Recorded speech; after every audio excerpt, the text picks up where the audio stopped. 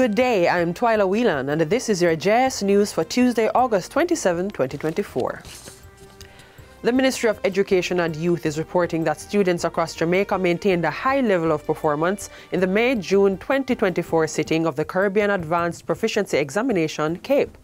Portfolio Minister Favour Williams says 95% of the 43,661 subject entries achieved an average pass rate of 90%.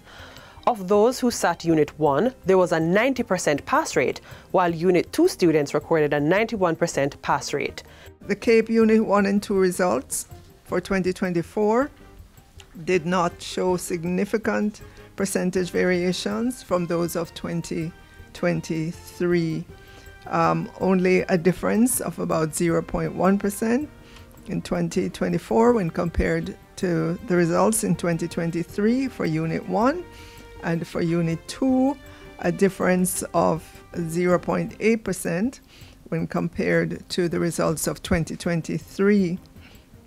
However, we did see improvements in 13 subject areas in Unit 1 and 16 subject areas in Unit 2. Minister Williams was addressing Monday's press conference to provide a report on the country's performance in both the May-June 2024 CAPE and CSEC examinations. CAPE Unit 1 recorded pass rates of 90% and above in 17 subject areas. Performing arts, geography, green engineering, physics and physical education and sport topped the list. Meanwhile, 13 subject areas had pass rates of 90% and above in Unit 2. Again, the performing arts came out on top, as well as physical education and sport, Spanish, French, and geography. I want to say congratulations to all our students that sat their CAPE subjects, and we wish you all the best as you transition to the next stage of your life.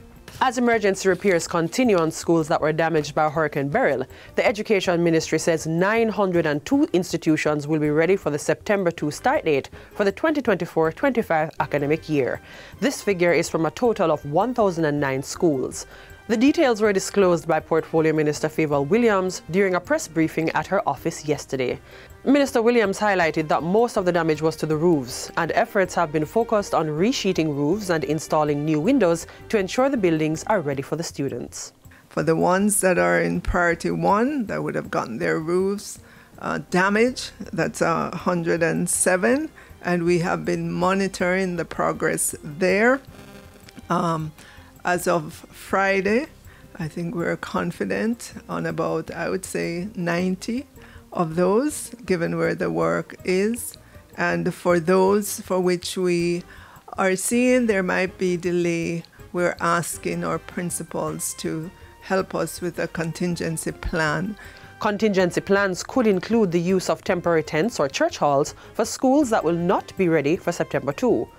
Given the level of damage to 139 schools that are on the Priority 2 list, the Education Minister says it has been determined that those schools can operate while repair work is going on.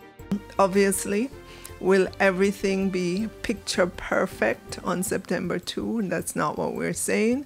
We will have to communicate on a school-by-school basis to our parents directly so that they know exactly what to expect come September 2nd.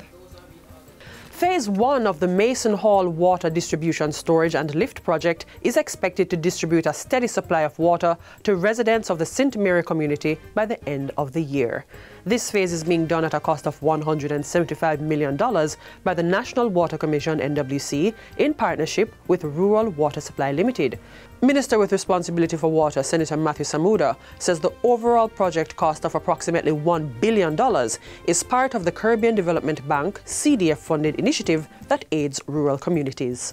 We have started the process on rolling out the works to ensure that Mason Hall gets water they deserve, and water that has been committed to them by their government on multiple occasions. Member of Parliament for the area, Robert Montague, communicated the feelings of the residents. The community of Mason Hall is grateful, is thankful, is happy, and they will be happier just before Christmas when Minister Samuda has committed to return to Mason Hall to turn on the water system. The Ministry of Local Government will be allocating over $120 million for councillors to provide back-to-school assistance for students in their divisions. Portfolio Minister Desmond McKenzie made the announcement at the handing-over ceremony of 3 indigent houses to recipients in North Central Clarendon last Tuesday. He says after the back-to-school support is completed, the ministry will be spending another $117 million to provide care packages for persons who are in dire need. The government of Prime Minister Andrew Holness has been responding in a positive way to the various concerns of Jamaicans who are not in a position to help themselves in the way that they want.